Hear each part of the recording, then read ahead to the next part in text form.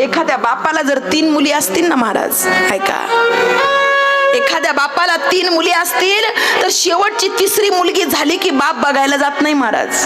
का? कारण 3री सुद्धा मुलाच्या अपेक्षा होती, पण मुलगी झाली म्हणून बाप नाराज होतो. बाप बघायला जात नाही. कुठपर्यंत सांगू? ज्यावेळेला 4था मुलगा होतो त्यावेळेला बाप म्हणतो ही तर माझी लक्ष्मी आहे, हिच्या पाठीव मुलगा झाला, मग बापाचा जीव जडतो महाराज. प्रचंड जीव जडतो. का? कारण ही माझी पोरगी आहे, हिच्या पाठीवर मला मुलगा झालाय. 2 मुलींची लग्न होतात, पण 3ऱ्या मुलीचं लग्न ढांगा ढोंगात करायचंय. बायको म्हणते जरा सांभाळून पोरग आहे. अगं जाऊ दे ग, माझ्या लक्ष्मीच्या नशिबानं मला काय कमी आहे. सोयरीक जमली महाराज, चांगल्या घराण्यात पोरीचं लग्न करून दिलं.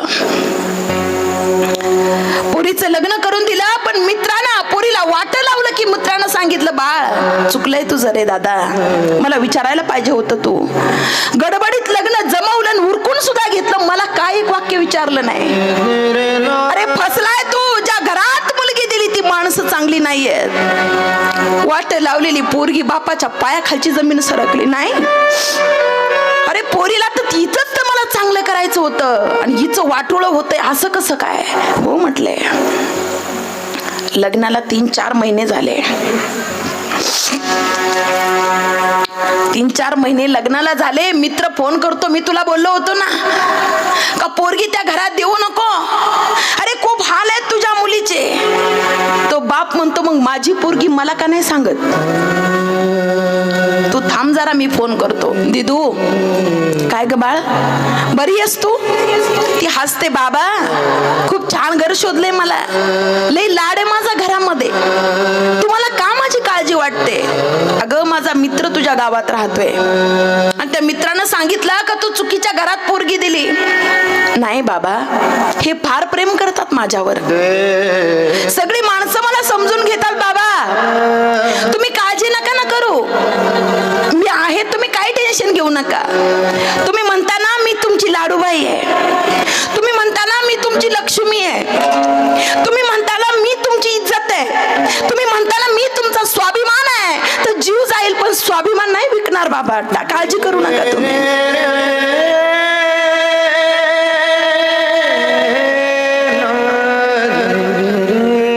मुलीचा विषय माझ्यासाठी थोडासा सण होत नाही महाराज.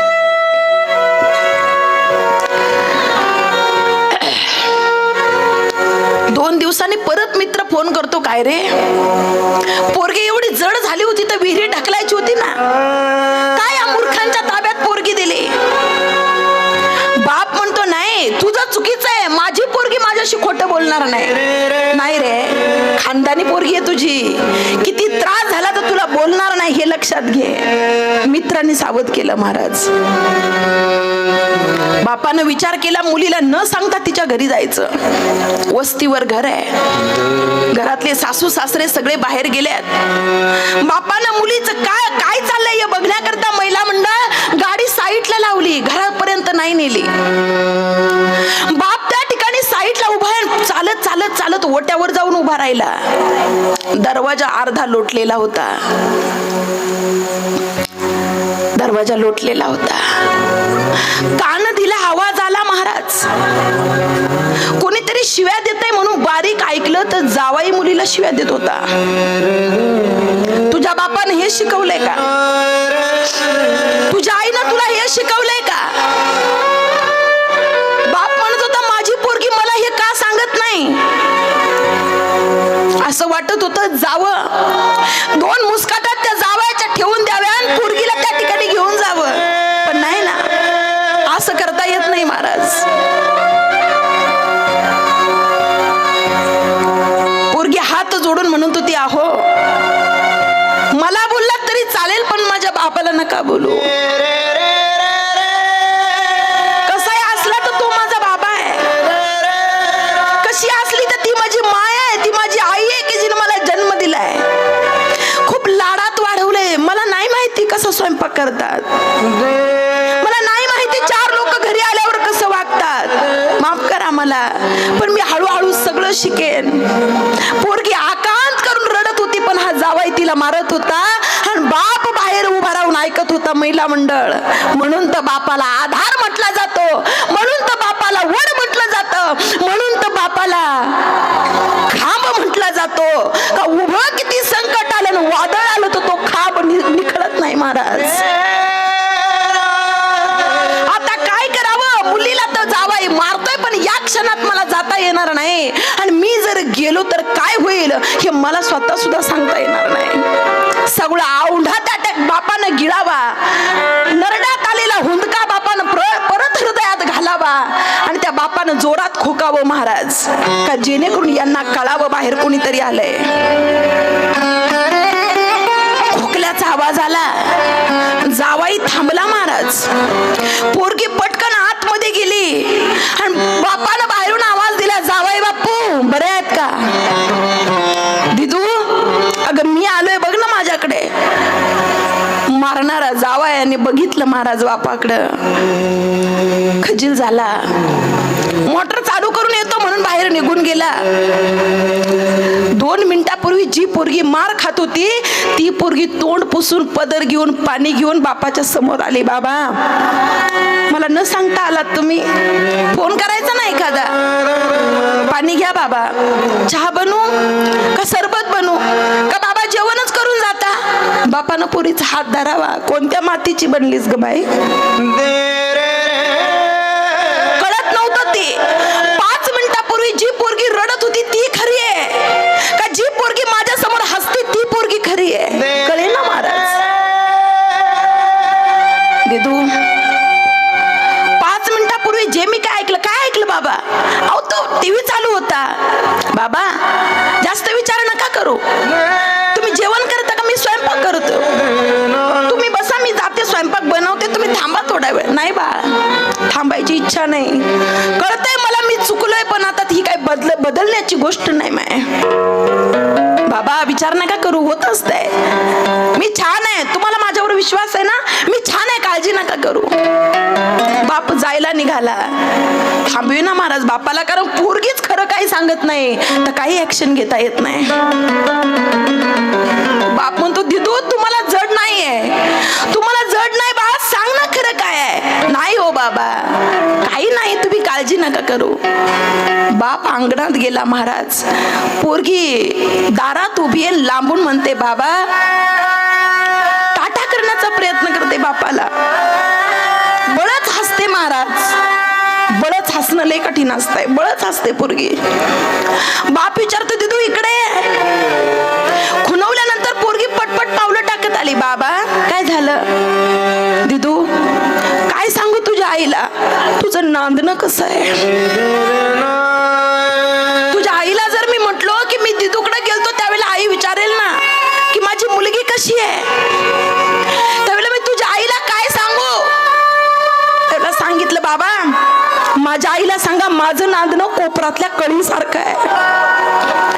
कोपरात आलेली कळ जशी असते ना तसं माझं नांदणं आहे. सांगा माझ्या आईला, कळेल माझ्या आईला. बापाला भाषा नाही कळली, आईची मुलीची भाषा बापाला नाही कळत. बाप जेवढा दिसतो ना स्ट्रॉंग तेवढा आतून मुली बाबत हळवा असतो महाराज. बापानं विचार केला मला रडायचंय पण हवेने जाऊन जमणार नाही, मी पाऊल वाटणं जातो. मी रडताना जर लोकांनी पाहिलं तर लोक म्हणाल गड्या एवढा गडी रडतोय, काय झालंय याला? नाही मला आता मधल्या रस्त्यानं जायचंय. पहिला मंडळ बाप त्या स्कूटीवर बसला, गाडीवर बसला आणि गाडी गेली महाराज. मळ्यापर्यंत गाडी जाते, तहान लागली आहे कारण मुलीचा आवाज कानात बसलेला होता. विहिरीच्या जवळ गाडी थांबवली, त्या विहिरीला पायऱ्या आहेत महिला मंडळ. पायऱ्यांनी तो बाप खाली उतरतो. पोटातली आग बुझवण्याकरता पटापट तोंडावर पाणी मारतो आणि पोटभर पाणी पितो महाराज. रडून जमणार नाही, कळलंय काय झालंय. परत वर येत असताना, पायऱ्या चढत असताना डोक्यातल्या गणगणीमुळे त्याचा हात, त्याचा कोपर त्या भिंतीला, त्या कठाडाला असा दंदिशी आदळला महाराज. जसं त्याच्या कोपर त्या विहिरीच्या कठाडाला अडकला, आदळला, त्या